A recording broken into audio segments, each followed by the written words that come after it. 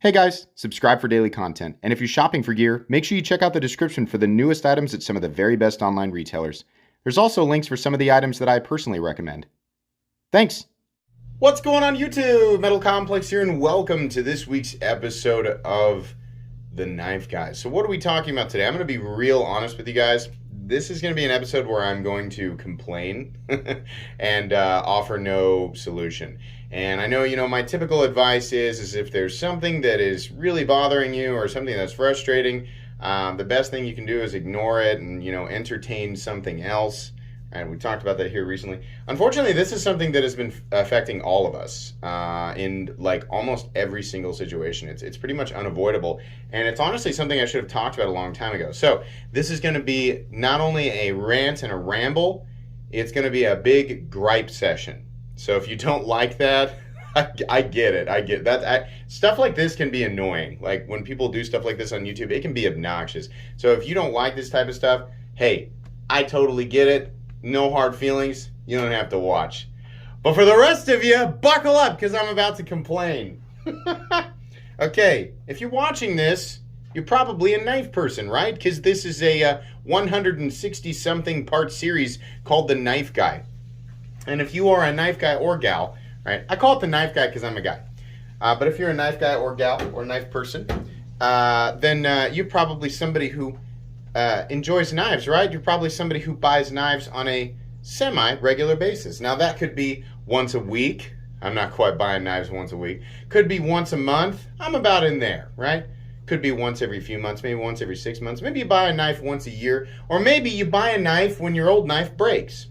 All of those are totally understandable. All of them. Welcome to all of you, whatever your buying habits are. That's fine.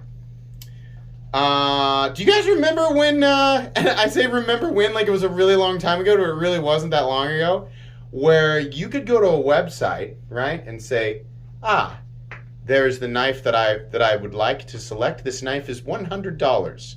Yes, I've done my research. I'm ready to purchase this knife.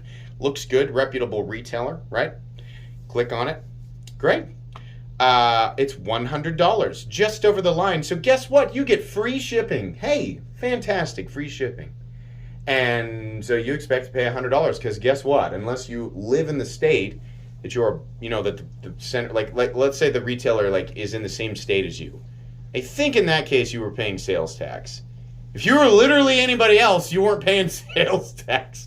And I was like, wow, and we kind of took that for granted, right? That is pretty much not the case anywhere anymore. We pay sales tax, and sometimes it really bites you. Not only that, but we're paying shipping most of the time, unless you're buying from Knives Ship Free. There's a retailer called Knives Ship Free, and they're honestly, just as a side note, their prices seem pretty fair. And it sounds like you can avoid shipping. I don't think they've worked the ship. I don't think they've snuck the shipping costs into the price or anything. I think they're still doing free shipping. Some other retailers still do free shipping, right? If your order's large enough. I think that it's just been adjusted. And to be fair, a lot of things in the world have changed. A lot of retailers, both small and large, the rules are different. Maybe there are some people taking advantage of it. I honestly don't know, right? That's not the point of this video. Is not to expose the poisons within our community. No, it's not that. I'm not doing that. So get, just if your pitchfork is out, put it away. That's not what I'm doing. This is a very casual complaint session. Yeah, you're gonna pay sales tax, and that really bites sometimes. Sometimes it bites on a big order, and sometimes it bites on a small order, right? There are a few places still offering free shipping, but most of the time now, you're paying at least, I don't know. Do you guys does anybody actually click on the expedited, you can get this here in 2 days if you pay an extra $25? Does anybody actually do that? I mean, I want my knives as fast as possible, just like the next person. But I've never been I want it here $25 fast, right? I'm like, nah, I'm already paying, right? So I choose the least expensive option, which is usually between $4 and $8. or $8.90, whatever. Priority mail has gone up. It's like $8.50 now. So it's usually, if I'm buying a single knife, between $4 and $8. Okay, all right. Then you get hit with a freaking sales tax. Listen, I like this a lot. You guys are not going to get an unboxing video for this guy because I already unboxed a clip point version, and as soon as I held it, I was like, I made a huge mistake. I didn't buy this. This is, if you do not know, this is not a customized AD 20.5. This is still the Taiwan-made AD 20.5. No, this is the Knife Center exclusive titanium linerless. They come like this. Titanium 20.5. I'm sorry. When I burp, another sidestep. My caffeine in the morning is not coffee. It's a Monster energy drink. If you want to know specifically, the orange ones, the orange sugar-free, I think it's like Ultra Sunrise. Those are really good, right? So, knives in the chat for those of you who also drink the Ultra Sunrise, because it's like carbonated, caffeinated orange juice without pulp in it. That's what it makes me think of. Or orange soda, right? But anyways, I picked this up because I was like, man, I was dumb. I was dumb for not buying. I have an AD 20.5, one in the, the Grivery and the AUS 10A, which truthfully has been doing just fine. Like, people really complain about that steel. It's been doing just fine. Not had a problem with it. Do I want one in 3V in titanium? Well, yes, I do, because I'm a knife guy, right? Of course I do. It's $315. And so I look at that price. This is what all of us do. We look at the listed price. Is that listed price a fair deal? Yes. We've been programmed to think that way in the knife world because we generally have not been charged sales tax or shipping. Right? All right. I look at $315 and I think, you know what? If you guys want to know what I think of course, the AD 20 was a little bit high. This AD 20 the AD 20.5 originally was a little bit high with the Grivery and the AUS 10A. I knew, I was like, well, they're going to do G10, they're going to do titanium. I know there's not G10 yet, there will be. They're going to do different steels. Get ready. The wave of sprints for the AD 20.5 is coming. It's coming, guys. We're going to get every color, every steel, every freaking crazy thing. They're going to do that, right? They've already done Timascus. They're going to do all the other stuff, I promise. And we're going to pay for it. But I look at that price, $315, and I think, gosh, that's a bit high, but I really like this thing for EDC. And you know what? Gosh darn it, I love titanium. And I sure do love 3V. I don't know how appropriate it is on this knife, but that's fine. Well, I'm going to go ahead and buy it. Well, by the time you get to the checkout screen, guess what it costs? Shipping and tax totaled me out to like $358. Now imagine with me that it was actually listed at $358. Well, that's not a fair thing to consider Metal Complex. It's not like when you go to Walmart or you go to wherever, you go to buy a new lawnmower at Home Depot or something. They don't list the darn thing with the tax and everything. You just expect to pay tax. We in the knife world have been blessed with the luxury of not having to consider shipping or tax for so long that we've all just been hit in the face with this baseball bat lately of paying these extra costs. And to be honest with you, I'm not really sure how this worked out. It's not just in the knife world, but a lot of retailers selling a lot of things for so long, whether they worked it into the cost of the item or they had some kind of deal because they were a business and what. I have no idea what goes on the back end and why for so long they could get away with selling it without charging. I mean, I understand shipping, right? They probably eat that because of the markup and everything. But as far as like the sales tax goes, when I worked at a dealership, let's say somebody came in from Tennessee, right? Their car broke down on interstate. I-70 runs right through Hayes. So this actually happened quite a bit. People coming from Tennessee and they were going to wherever, whatever, they were going east to west or west to east. Their car breaks down. They pull off interstate and, hey, holy crap, honey, there's a dealership right there. We could just solve this problem. We actually sold quite a few vehicles that way. So they didn't pay sales tax. in Kansas. They paid sales tax in the state that the vehicle was registered, right? So for knives, like when you buy a knife, like if I don't know where Blade HQ is located now, but like when I buy I know it's not in Kansas. When I buy a knife from Blade HQ, for the longest time they were like, well, you just don't pay taxes. And I was like, oh, okay, cool. But anyways, you get to that checkout screen. I remember getting to the screen, and it was the first time it really registered with me. This has happened multiple times, and it's been like this for a while. But I got to that the checkout screen, and it was like, here's the cost of the knife, here's the sales tax, here's the shipping cost. Excuse me, you're going to pay $358. $358. And I remember going, I'm about to pay $358 for this knife that, truthfully, feels like it should cost about $250. And I was like, crap! I buy knives sometimes I buy knives that are over $1,000. But you still have that part of you that thinks like, this is how much I think it's worth, and this is how much I feel like I'm overpaying. Just because I regularly buy, I don't say regularly, just because I've recently bought a lot of knives that individually cost over $1,000 doesn't mean that I can pick up something like this and go, oh yeah, you want to overcharge me by $800? No big deal, right? No, you want that perceived value, right? Which is different for everybody. You want that perceived value, and this sales tax and shipping thing is really throwing us for a loop.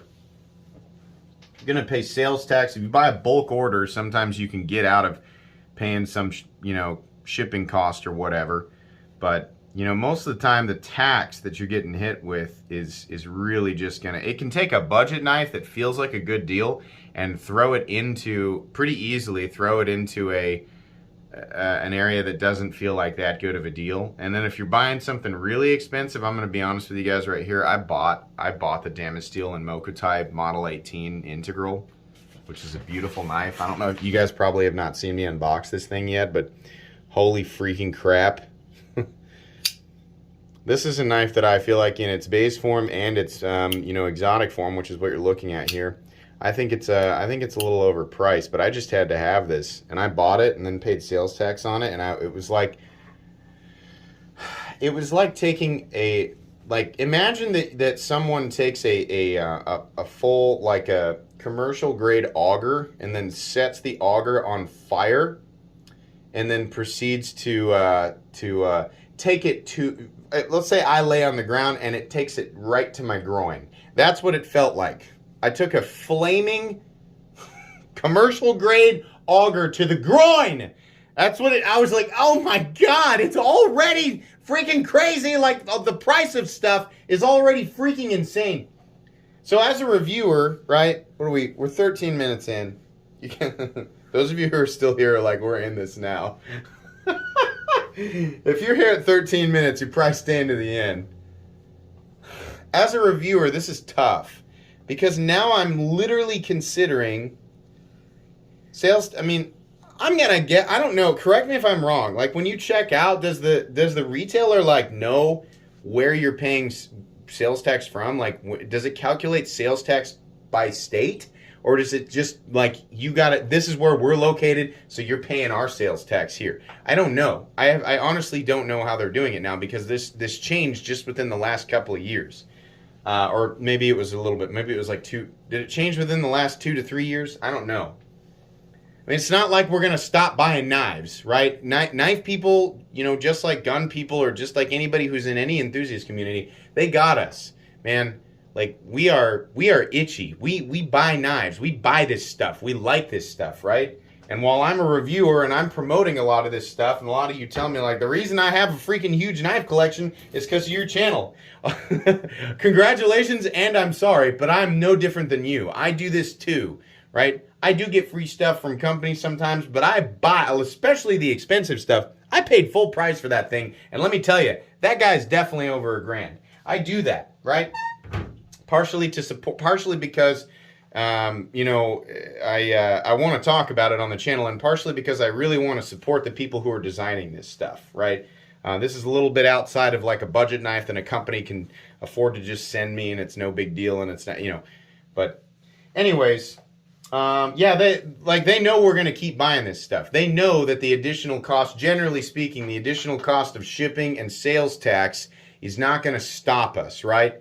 Those of us who have looked at the prices, this price is clearly the result of recent inflation, but I still want it. I'm judging the thing off of this inflated price, and then you get to the checkout screen, and the checkout screen for whatever reason for most of us is it's past the point of no return. Once you get to that checkout screen, it's very unlikely you're going to back out at that point, right? You're like, oh, gee, I've already committed to it. I've already taken mental ownership is what we used to call it. If you work at a dealership, if you've ever worked at a dealership, or honestly, if you've ever worked in sales for anything, right? I guarantee you've had that term at you. That term thrown at you. What am I saying?